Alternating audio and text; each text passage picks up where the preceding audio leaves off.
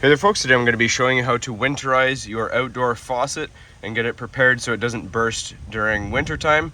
So first thing we're going to do is go inside the house and show you the shutoff valve. We're going to shut it down first and then come back outside. Alright, so usually your faucet will come into the basement. You'll see that is the exterior wall. The faucet is just on the other side of the wall, and our shutoff valve is right here. Sometimes you have a twist one. Oftentimes you'll have a lever like this. Just shut that off. Now we're going to go back outside. All right, so now that we've shut the water off, you want to completely disconnect your hose here. You may need a wrench depending on how tight this is. And then you're going to open up your faucet and let any pressure out. All right, now I prefer to keep my faucet in the open position and the hose just off of it and dangling on the wall here. That is so that there's no expansion if there's any trapped water, so anything can drip out freely.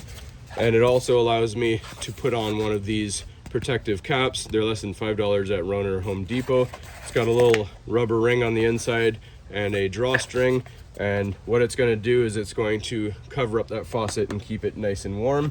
So let's go ahead and show you a close-up of how to attach this. Alright, so your drawstring has this little pinch point and you can pull it all the way back. Make sure it's all the way at the end here. You're going to grab the ring here and you're going to put it around the threads right here like that. And then you're going to hold on to the end of your drawstring and pull this in. Then you take the drawstring, pinch it, pull it nice and tight, and as you can see, that is nice and snug now, so everything is good that way.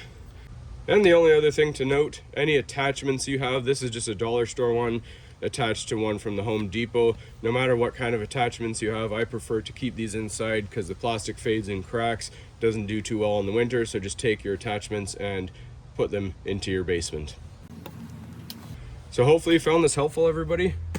It's the time of season now where you're going to start needing to do this.